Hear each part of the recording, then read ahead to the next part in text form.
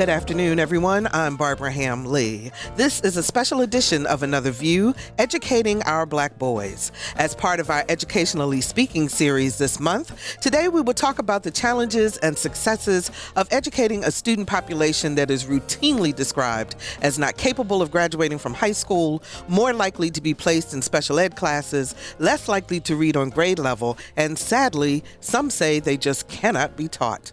Truth or fiction? Educator and author Dr. Marco Clark and Attorney Amos Jones are with us, and they have some answers. This special edition of Another View is next, so stay tuned.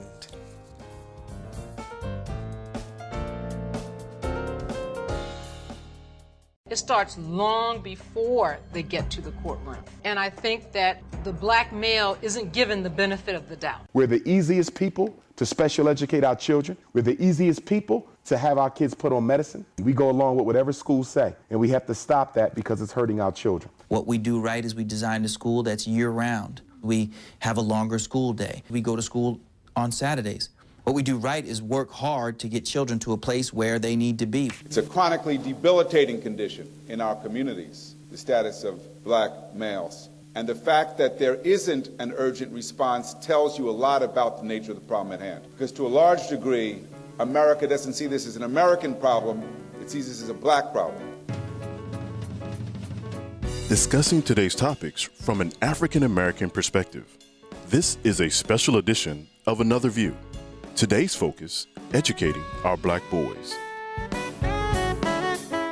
And the voices you just heard were those of Judge Lynn Stewart, Associate Judge on the 8th Circuit Court in Baltimore City, Dr. Umar Johnson, who is a psychologist and National Certified School Psychologist based in Philadelphia, Dr. Steve Perry, who is the founder of the Capital Preparatory Magnet Schools and a contributor to education on CNN and MSNBC, and Dr. Pedro Noguera, who is a sociologist and author and a professor at New York University. Good afternoon, everyone. I'm Barbara Ham Lee. Welcome to this special edition of Another View. Not only are we on at a different day and time, we're also trying something new. You can tune in to today's show through our live stream on the WHRO Facebook page. Just go to facebook.com/WHRO Public Media. Now, all this month on 89.5 WHRV, we have been focused on issues and answers when it comes to educating our children. The series, produced by Dr. Barry Graham and Kathleen Martin, has focused on innovation in the classroom and the needs of a 21st century student. On Another View today, we're going to talk about a cohort of students that almost universally gets a bad rap when it comes to education: African American males. If you read the stats and the news reports, you are tempted to just throw up your hands and say, forget it. They can't or they won't learn, so let's just build prisons instead of schools that engage and teach. Our guests today are here to share some insight on the phenomenon of the black male student and to bust the myth that our young men cannot learn. Please welcome nationally recognized educator and author Dr. Marco Clark, founder and CEO of the Richard Wright Public Charter School in Washington, D.C. Dr. Clark, how are you? I'm great. How are you? I'm doing just fine. Thank you so much for joining us. And I believe we have, I hope, on the line, one of our favorite guests. We're still trying to get him on the line, but he will be joining us shortly, attorney and law professor, Mr. Amos Jones. So, Dr. Clark, let me say this to you. I'm in the process of reading Dreams from My Father by President Barack Obama, and I came across this passage. It was the late 80s, and Mr. Obama was serving as a community organizer in Chicago, and he decided to focus on schools. Now, he met with a male school counselor who was trying to start a male mentorship program. The guy's name is Asante Moran, and he had this to say about the African-American students in his school. Quote, "The first thing you have to realize is that the public school system is not about educating black children. Never has been. Inner city schools are about social control, period. They're operated as holding pens, miniature jails, really. It's only when black children start breaking out of their pens and start bothering white people that society even pays attention to the issue of whether these children are being educated. Just think about what a real education for these children would involve. It would start by giving a child an understanding of himself, his world, his culture, his community. That's the starting point of any educational process. That's what makes a child hungry to learn. The promise that being a part of something, of mastering his environment. But for the black child, everything's turned upside down. From day one, what is he learning about? Someone else's culture, someone else's history. Not only that, this culture he's supposed to learn is the same culture that systematically rejected him, denied his humanity.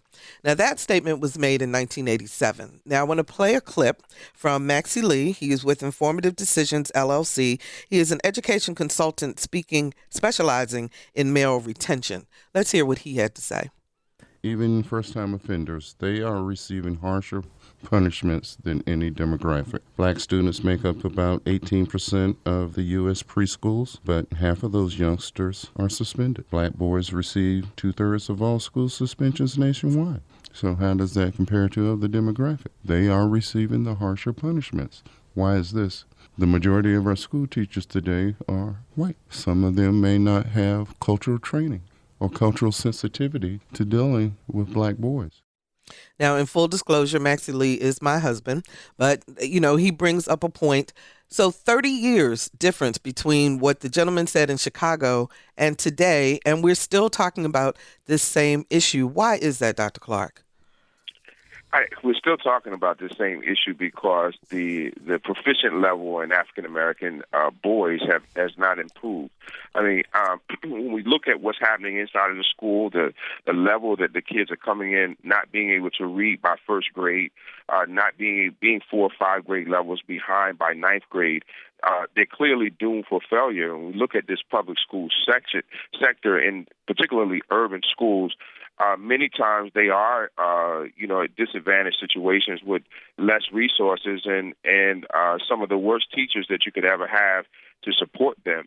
But I think one critical point that we are omitting in this whole function, and no one seems to bring up, is that there has been a lack of parenting that has come across, and that parenting has created also a mobilization to perpetuate these young men being put into the school to prison pipeline that's happening for them, and it's unfortunate.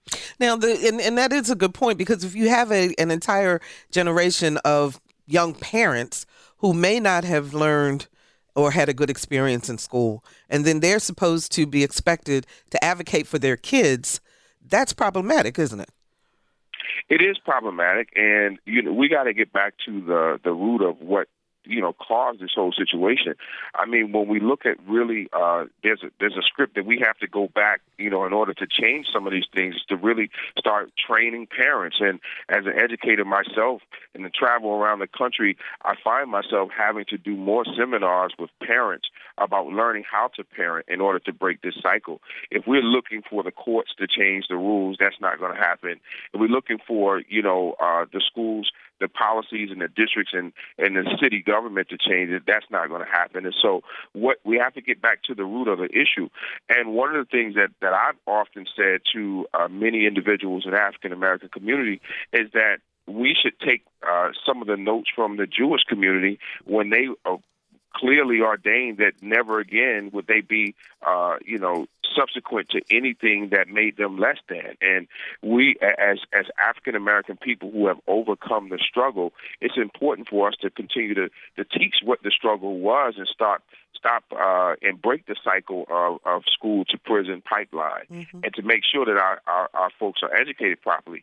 There's one more point I want to put in here, is that when we look at the cycle of what's happening inside of our schools, it always goes back to parents when it talks about the voice that's there. The loudest person in the room usually gets the attention. And so what's happening in many of the urban schools is that there's not enough parents showing up, voicing their opinion, and requiring the city or the city government to put the resources there, requiring the administration to put the right teachers in place, and requiring the kids to have a 21st century learning environment, and that's the reason that we're falling behind. Amos, I believe you're with us now on the line.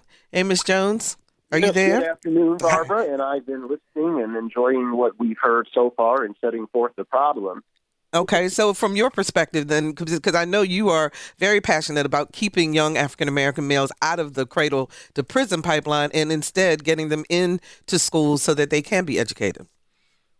Absolutely. And we know that there are several determinants of dropping out, which leads to crime, which leads to conviction, which leads to prison, which leads to a broken life, which leads to broken job prospects, which leads to broken families. So it's not just a cradle to prison pipeline, but it's really a death cycle. And what I am looking for is a new approach, if you will, whereby we understand the realities on the ground. And that is that we have a lot of institutionalized biases that are working to the disadvantage of all black people, to the point where even people who are not poor are becoming criminalized and being cycled out and so forth. So I believe that what we want to do all together, many of us through our different lenses, and I happen to be an educator, a law school professor, we need to try to look at opportunities for intervening and reclaiming our brains for ourselves. If we can take responsibility as a community and as individual families, of course, for our young people, then we can channel them into positive success the way we were really doing before the cradle to prison pipeline, which was the 50s and 40s. I don't want us to go back to Jim Crow days, but I would like that we go back to where we are in complete communities and we are in complete community with one another, and we take responsibility for one another, and we have a community as well as a family to help nurture and protect these blacks from the tricks and traps of society, because tricks and traps there are. So some of this, though, is systemic, would you not say, or would you say, in terms of education? Dr. Clark, your personal story shows some of the systemic racism or the systemic issues in terms of educating black males. Can you talk to us a little bit about what happened to you? Well, what's interesting is that at 10 years old, I was a spelling bee champion. 11 years old, I was told by a guidance counselor that I was a functional illiterate.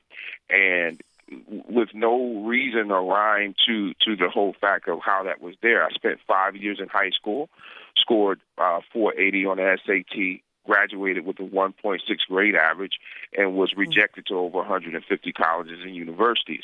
But and so systemically, yes, the population that come before me and being in an urban area, I was pretty much doomed for failure. But what's not gathered in the whole story is that I had two parents that were, advocating for me, supporting me, and that were behind me.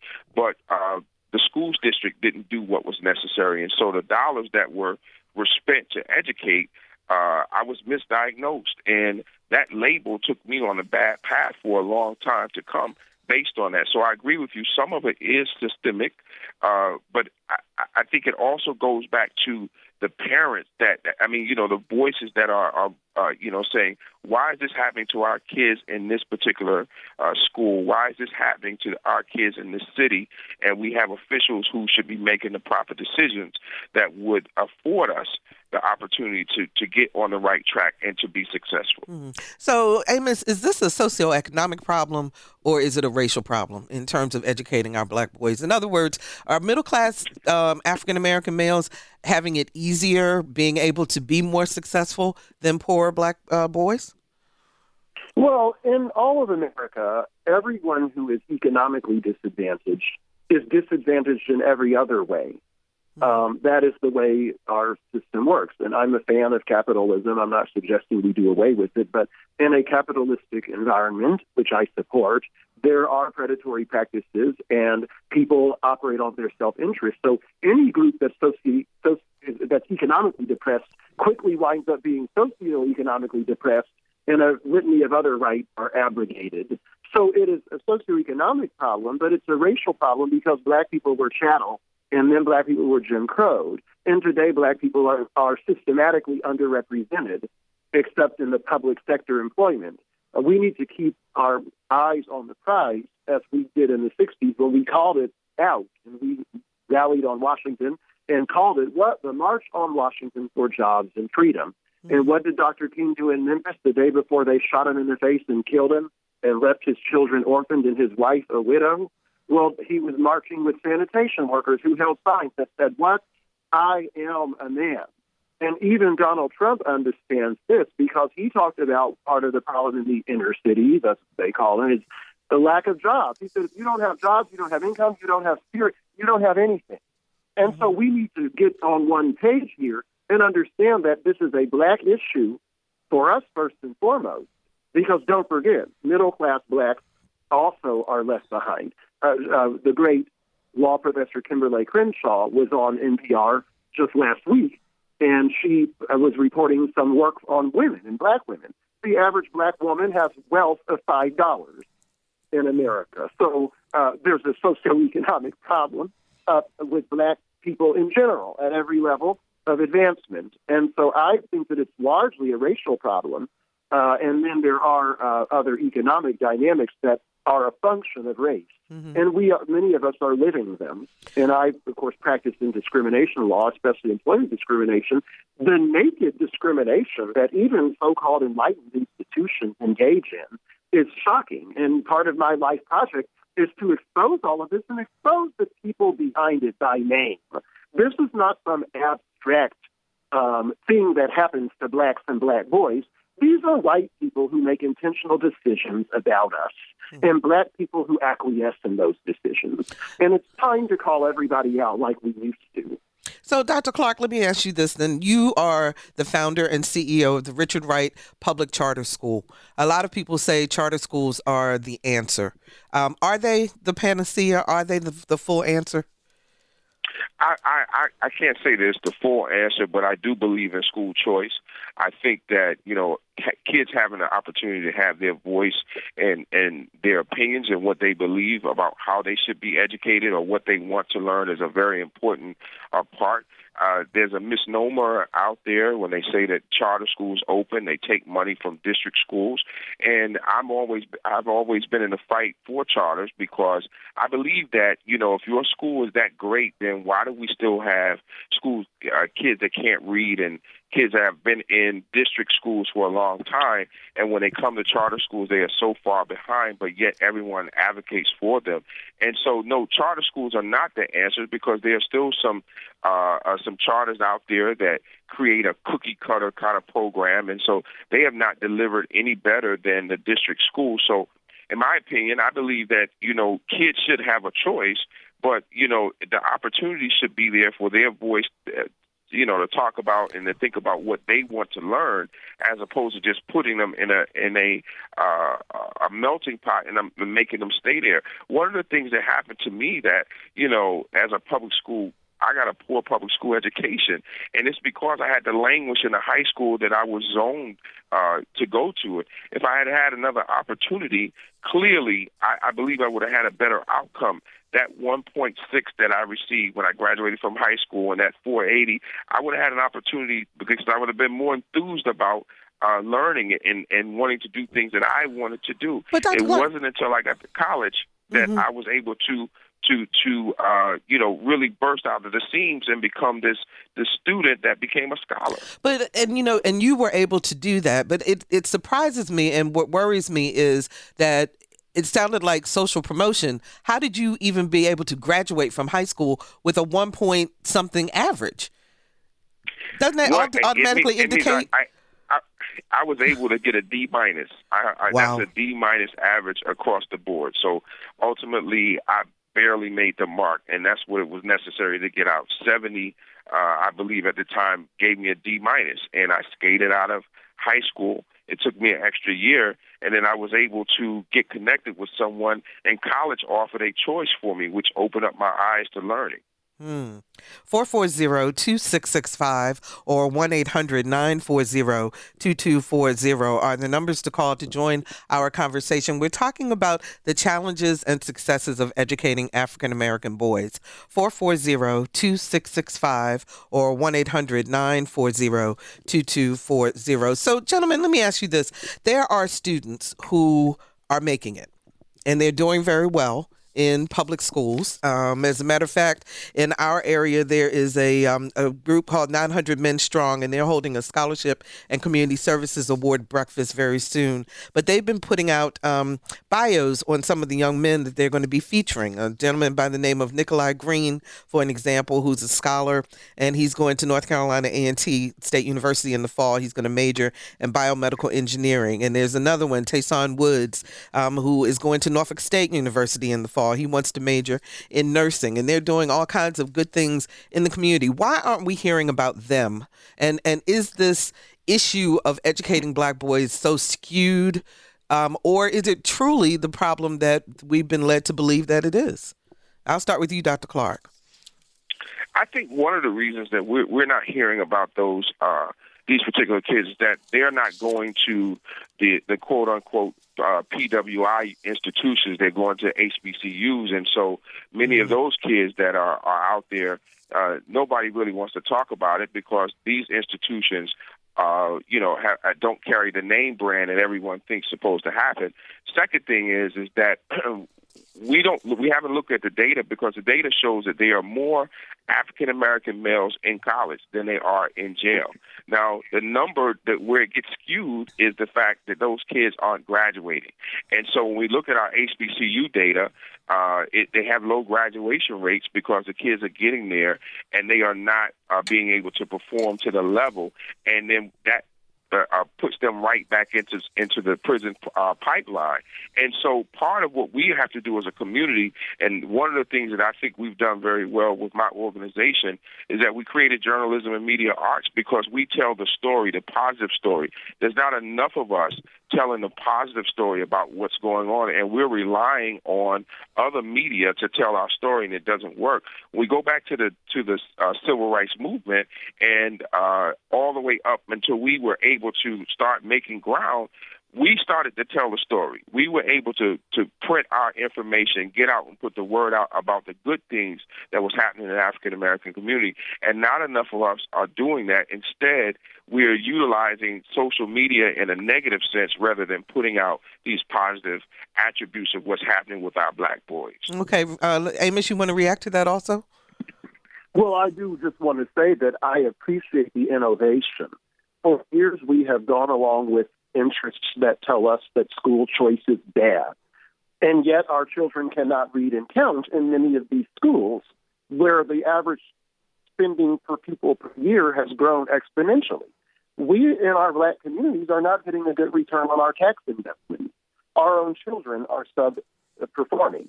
And so I am a fan of these approaches that, like the one we just heard about, that have attempted new ideas, charter schools and the like. And I believe that it's time for these types of interventions and these types of experiments because we've gotten so disparate in our achievement. The so-called achievement gap has gotten so wide. Now we're seeing the wealth gap catch up to that, very, very wide. The digital divide is related to that. And again, part of having these schools that operate on their own is part of that process of reclaiming our brains. If you think rationally, if our presumption is based on history, recent and past, and that is that nobody cares about black people but black people, really. If you look at the jobs that we get, it's mostly because the government made white organizations give us jobs. They did, and they do. And that's because of our political class. But here's my question. Let me go ahead. Why would we then expect a school full of people whose interests are not aligned with ours and who have a conflict of interest in our advancement to educate us? It's not working. So I applaud what my co-guest is doing.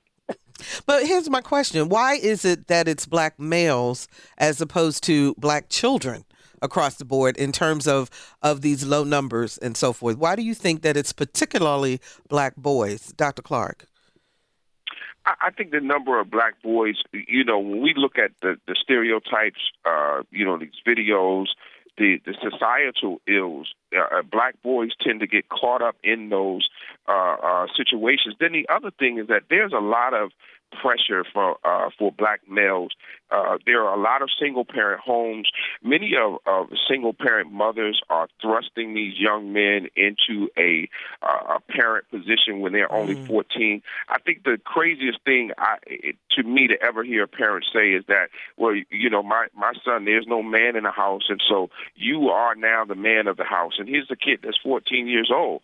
And so this kid is kind of forced to grow up. You know, there are things that we teach black boys that's supposed to be the norms. You know, go out and have as many girlfriends as you can have. You know, you're the one that's supposed to bring all the money, and they get caught up in the hype. And so what we're seeing is the residuals of all of those things happening. So school is kind of left in the background because it's hard to show a black male that, you know, I'm 15 years old. I like a young lady, but I can't take her on a date. How can I get money? I'm going to go to the streets because I can't work. I'm not old enough. There are so many different the pressures that we put on an African-American male growing up that we wind up in this pipeline. And you have society, you have a kid that's competing with school and society. Who's going to win? Society is always going to win, especially if they are inundated in a school that's low performing with no options and their voice is not there, and we're not showing them a different pathway to get them to another level. You got raggedy schools, raggedy teachers, raggedy administrators, and I'm an African-American male. What am I going to do? I'm going to take the shortcut that's going to get me to the milk and honey that I'm looking for, and I'm going to do exactly what I see if we don't have these things in place. If you're just joining us, this is a special edition of Another View, Educating Our Black Boys, with renowned educator and author Dr. Marco Clark and attorney and law professor Amos Jones. Our phones are lit up, 440-2665 or 1-800-940-2240. Renee joins us from Newport News. Hi, Renee, you're on the air. Yes, hello. Thank you for taking my call. Mm-hmm. I just wanted to share my experience,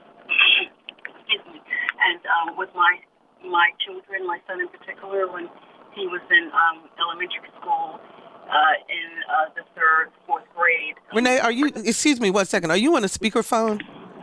Is that better? Oh, that's much better. Thank you. Okay, great. I apologize. That's okay. So, you know, this goes to show what I'm sharing with you, that it's important for parents to know their children, and particularly at an early age. You know them as well as you can, so that when outsiders try and determine to you what your child is like, you know what your child is like. So I say that because my son struggled for a period of time with reading, and we just never knew what the problem was. So says the teacher in the school. But, you know, I taught my kids at home before they went to preschool and elementary in preparation, and so they knew how to read. But the challenge that the teacher kept wanting to put on us as parents is that your son has a problem. He can't read. He needs to stay back. He was born after a couple of weeks after the school start date, so I fought for him to start school in September. He was born in September. But the bottom line was that I knew my child and I knew what the issues were. So school board and such had to come. I had to meet with them and counselors and all of them. And I said, no, I'm not going to hold my child back. I know my child. So the bottom line is that it turns out he had a dyslexia problem. Okay, so he needed glasses. And wow. From that point on, he soared. But I knew there was not a reading problem. I knew there was not a developmental problem. I knew my child. I just had to do a little bit more research, and I'm fast forwarding, of course. I had to do a little bit more research to determine what is the disconnect here. Why is my child doing so well at home with homework in school, at school, but yet at school there are challenges. Gotcha. And so, but it just goes to you really have to stay in tune with your children, stay in connection with the instructors and teachers, which is what I've done all throughout their school years. I was always that parent on field trips, always that parent going and reading to the class. I was involved in their lives. Okay, right? Renee, thank you. And you know what? I hate to cut you off, but I want to make sure we have time for our other callers. Thank you so very much. Dr. Clark, that goes back to what you were talking about in terms of parental involvement. But as you do your parent classes, particularly for those parents who are probably children themselves, to be honestly speaking, what are you telling them, and how do you help them to be able to be good advocates for their sons in school?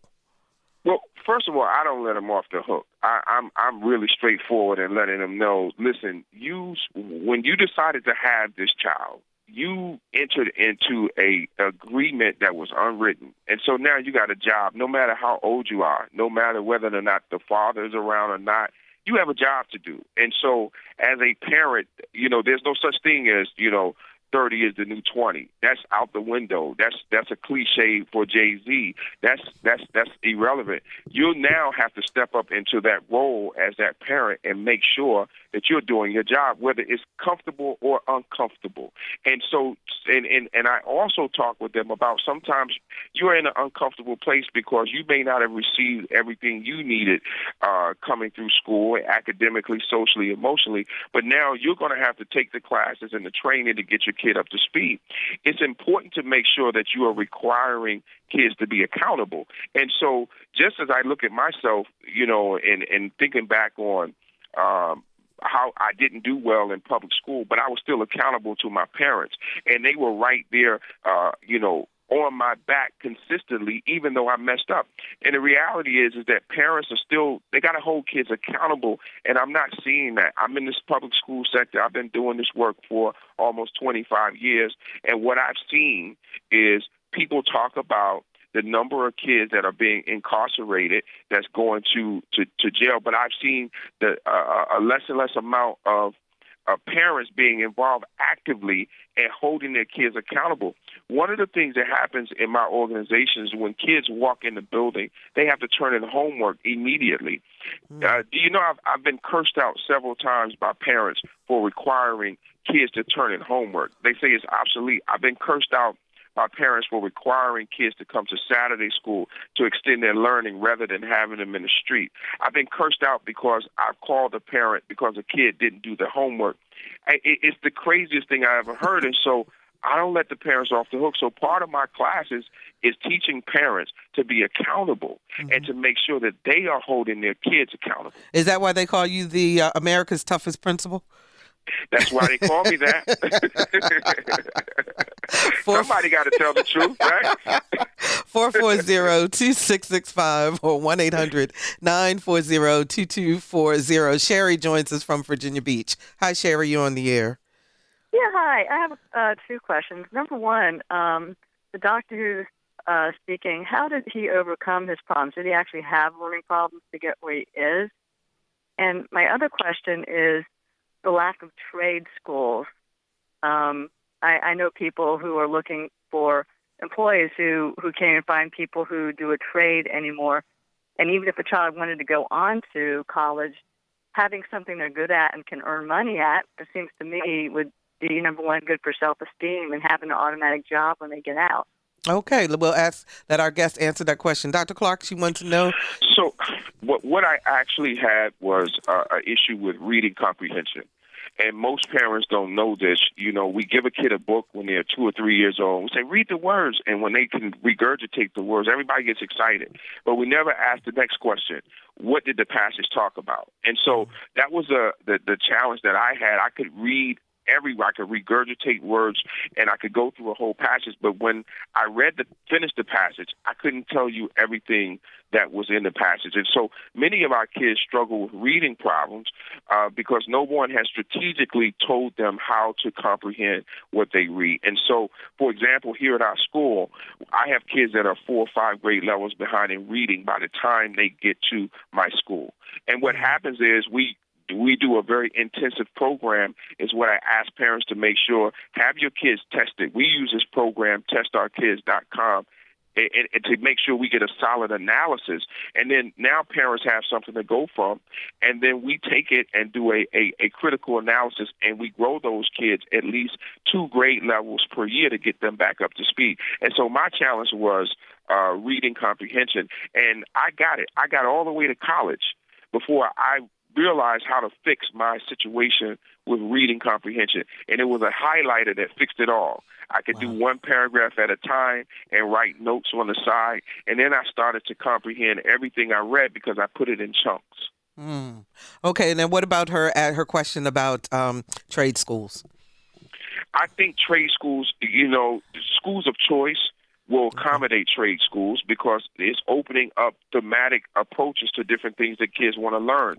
The whole ideology behind trade schools was to teach kids things that they wanted to learn, and so that they will have other options. And that's what we're looking for now, is to create options for our kids and do away with this failing system that has not worked, that has put together kids that cannot read and kids that can't perform, and they have no other options to work from. So I do agree that trade and opportunity should come back, but it needs to make sure that it has a 21st century touch to it, because there's no need to teach, how to cook biscuits if you don't know how to use a computer and to be able to diagram what goes in the biscuits to make it happen. Okay, Amos, this one is for you. Autumn Rose Williams, she's on us with Facebook Live, and she wants to know, what things can we do to help our Black boys? How do we counteract the pressures our boys have in society?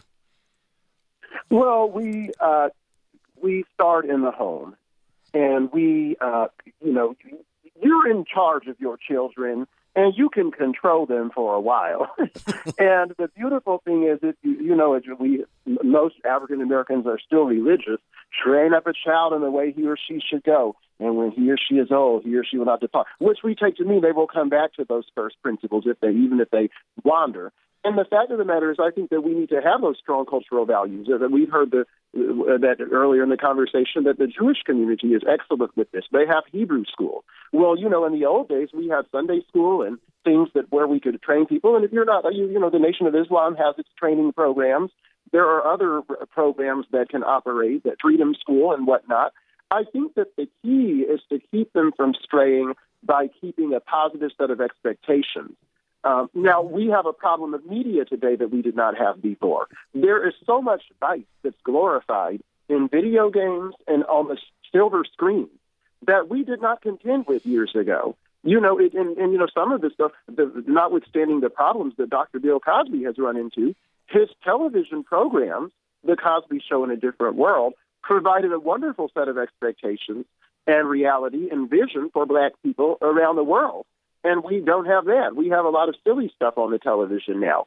So now it takes parents to have a concerted, concentrated approach to counteracting the negative influences of the popular culture, while also instilling the values that let's go to our grandparents, that made our grandparents stable, responsible, out of prison, and doing the best they could to get all the education they could whenever they could. Okay. Corey joins us from Portsmouth. Hi, Corey. You're on the air. Hi, thanks for having me. Mm-hmm. Can you hear me okay? Yes, we can hear you fine. Go ahead. I'd just like to weigh in on the conversation. A friend of mine and myself, we are getting ready to conduct a forum in Portsmouth for young Black men to give them some insight on just how to conduct themselves in this society we live in, from a police officer's point of view, from an educator's point of view, from a just in every aspect that we can. We're having some guys come out and talk to these young men. My purpose and involvement is I'm a former juvenile correctional officer. And once I entered the system as an officer, I was completely blown out just how many 15, 16, 17-year-old young men that couldn't read, couldn't write, and just didn't know how to conduct themselves in a society, a law-abiding society. And I agree with the gentleman that spoke earlier that it all starts at home, and it all starts with education at home. Okay. Our young men and young women, we need to provide more for them at home. Our parents need to step up, whether they're young parents or whether they're vintage parents, grandparents. We need to really emphasize on education at home so that a young man knows and will look forward to school. Okay, let me get a response from our panelists, and thank you so much for calling in. Who wants to go first? Amos? Sure. I think that is right along the pipeline of progress, and that is a solution-oriented, targeting the problem, identifying it, and finding the proper solution. All of what we're hearing is a desire for self-determination, and nobody wants to be in prison. Nobody wakes up and says, now, we do have young teenagers who think now that they're destined for prison, but that's not because that's where they want to be going. And what we have to do is exactly what the caller was talking about, and that is to align with one another and get together and again, just do it for ourselves. And we do have a lot of public resources that can be brought to bear. The My Brother's Keeper initiative that President Obama had that put together all of these different resources in one place was a sort of a beacon. And what we have to do is capitalize on all of that. And I think that's what I didn't hear everything the caller said very clearly, but okay. I heard those flashes of empowerment. Absolutely. Let me ask you a question, Dr. Clark. In the school divisions in Region 2 in Virginia, these are the schools that primarily serve southeastern Virginia. They're working on a teaching model called Excellence Through Equity. It celebrates the differences in students and gives each student what he or she needs to be successful. Do you think that that's another way that the public schools can use to particularly help African American males to be successful in school? Have you heard of this? I have not. I have not heard of that particular program, but something similar. I think it's a fantastic program. I think that anything that will discourage the idea of going to prison, or even put that idea in your mind that you belong in prison, any program that will take that away is very, very important and substantial. And so I believe that we also need to develop our voices as a community and make sure that our schools are not developing inmates before they get there. And what I mean by that is that whatever you train a kid to do, and so we're the only public high school in the District of Columbia that refuses to wand kids as they come in the building. I have no metal detectors and no police officers. My belief is this: if I treat you like an inmate, then that's what you're destined to become. I treat you like a scholar by taking your homework when you come in. I don't go through your book bags. I don't check you and treat you like a criminal. I have a great positive school culture. Kids aren't stealing and robbing each other. We're not fighting and beating each other up, because the environment sets the tone. And so the community needs to start highlighting that 90% of African-American males that are doing great jobs, because all of this stuff we're talking about with the pipeline to prison and the kids that can't read, and there's like a process. There's like 10% of the whole that's creating all of this negative hype for everyone, and we got to make sure that we are not buying into it, but creating an environment that changes the story. And Dr. Clark, let me ask you this. How much do the students then that are already there insist that the new students come in and get into their culture? In other words, how much peer pressure does that take into account? So we've created the culture because I love the book by Jawanza Kunjufu, To Be Popular or To Be Smart. My kids have taken on the ideology that in the culture in our school is that it's better to be smart than to be popular. And so the culture itself dictates exactly to new students. You will hear kids saying, that's not accepted here. We don't fight here. We don't argue here. We don't steal from this place. That's the culture that has been set for our school. And once you build that culture, it will continuously build over each different school year. So when you get new kids come in, they assimilate. My young men wear shirts and ties and blazers every day.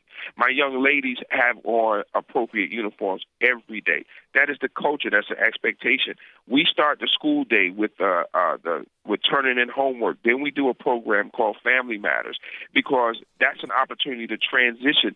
Part of the issue that our kids have is that they have hell at home, and then you come to school and you expect them to perform immediately without any transition. These are the kinds of things that need to happen in school, and these are the things that need to be taught as we train our parents to be better. So what is the transition? Give us a sense of what happens there. During our transition of Family Matters, they come in the morning. We have a moment for breakfast, reflection. We shout out those students who've done great things, and we shout out the ones who did not. And we get them back as a whole family community. We tell them, listen, you got to get it together. You had, certain things that you are falling down on because we're one team. And then we do the Pledge of Allegiance. We do the Star Spangled Banner, and we do the Lift Every Voice and Sing and an affirmation every day before we go to class. That is a routine that kids are accustomed to. That sets the tone for the day. And that transition period changes the trajectory of the whole day because we're able to move along without having these problems or challenges that most schools have. 440-2665 or 1-800-940-2240. Wayne joins us from Hampton. Hi, Wayne. You're on the air. Hello. Hi. I am so thankful to finally get into your program. Sometimes I become irate with the things that are said, and sometimes I am in full agreement. I applaud what was said about reading comprehension. Of course, I would because my wife is a reading specialist. Okay. 30 years in the Virginia system and now retired. But I think one part that we have missed in this program, and I have you all playing in the background in my office 24 hours a day. Thank you.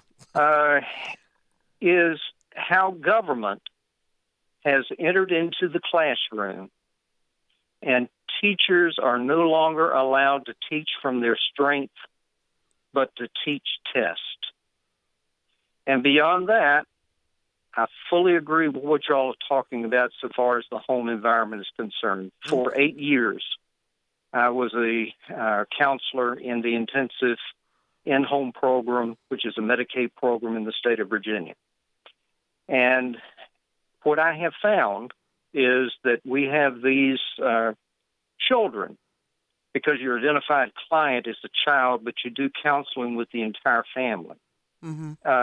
What I have found is that more often than not, the difficulty that the child is having generates from the home environment, especially from the parents.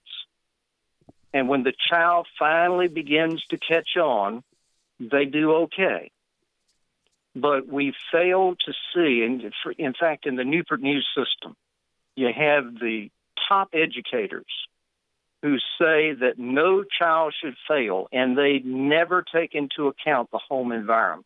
Okay, Wayne, we're going to have to move on because we are almost out of time, and I want to give our panelists a chance to respond to your point about teaching and about teaching to the test. And also, I want to add to that, Dr. Clark, the whole idea of inexperienced teachers being placed particularly in the inner city schools, and does that do us a disservice also?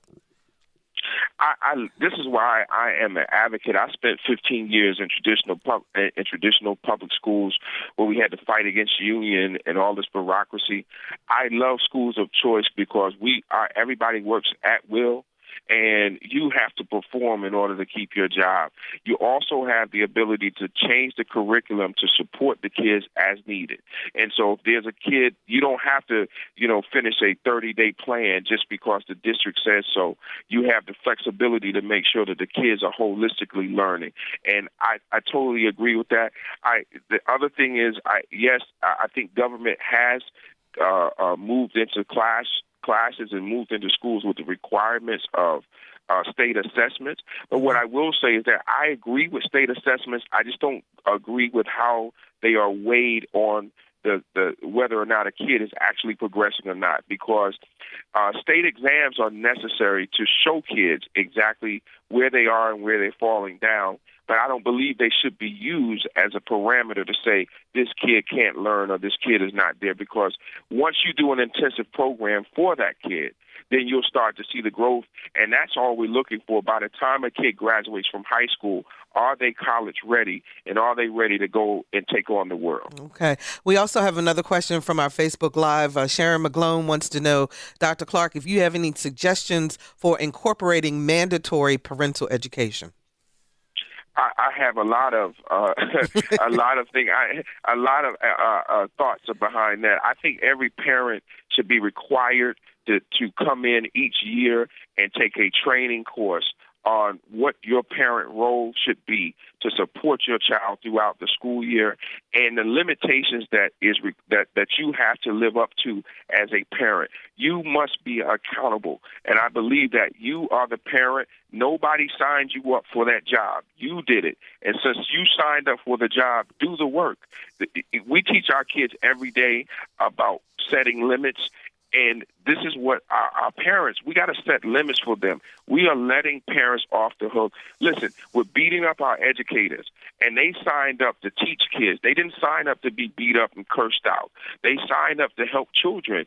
And so the reality is that they're getting the short end of the stick because everybody's talking bad about them. But I wholeheartedly believe that over 90% of the educators that are out there really believe in what they try to do, but they don't have the parental support. So we got to get on them. We can't let them off the hook anymore. Okay, so Amos, I want to ask you, we have about 4 minutes left in the show. So give us some ideas, some things that you want parents in particular to think about as they are raising their children so that they don't wind up needing your help from the attorney side.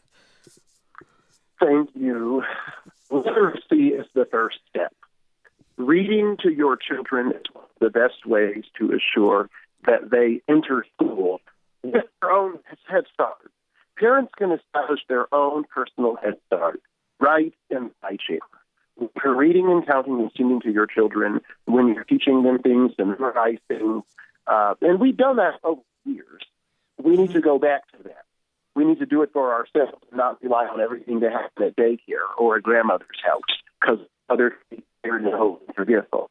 And so if we can start with the reading, and then after that, when the children get older, money management, teaching people about sexual empowerment, which you see something you like and you want, here's the way that you do it.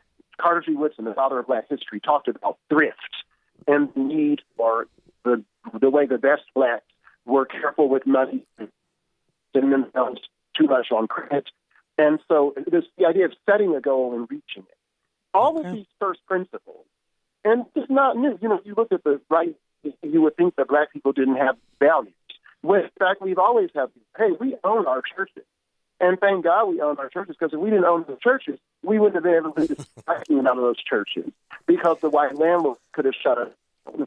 And so ownership is key to freedom and empowerment. So we need to teach that lesson as well. Okay. We need to have our own Black history curriculum in our families. And if you do all those things, and you get the kids, especially the boys, right, from up to the fourth grade, studies have shown, then it's pretty smooth sailing after that. And remain ever vigilant. All right. Thank you. That is attorney and law professor Amos Jones. Amos, thank you so much for being with us. We appreciate that. And Dr. Marco Clark, you get the last minute or so. Give us some ideas, some things we need to do in order to make sure that our Black boys are successful. We just need to keep pushing, and it's important for, as our boys grow up, that you don't walk away from them just because they're in high school. Check those book bags. Check in with them every night. Make sure they're doing their homework. Take time to have conversations with them. Find out what they're being challenged with in the community and what things are putting them on edge. And also have a conversation to see whether or not the pressure is getting too much for them. We need to make sure that we are there for our Black boys. And I am a positive influence to know that our Black boys can do it if we stay with them and keep them focused.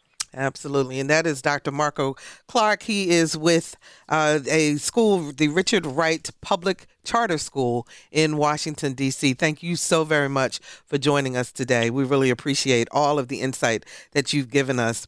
And we want to thank you for joining us on this special edition of Another View. If you're new to our program, we welcome you, and we hope that you will join us at our regular time, which is every Friday at noon, right here on 89.5 WHRV-FM, or streamed live at anotherviewradio.org. And you can also go to Dr. Clark's website. He's got a book out and some interesting information if you'd like to find out more. Tomorrow at noon, we'll talk with attorney and law professor Eric LaVille about the state of America as we approach the first 100 days of the Trump presidency. Our theme music was composed and performed by Jay Sennett. Lisa Godley is our show producer. Victor Bowen is our audio engineer, and Nicholas Thomas and Jamar Davis answered our phones. I'm Barbara Ham Lee. Thank you so very much for listening to Another View.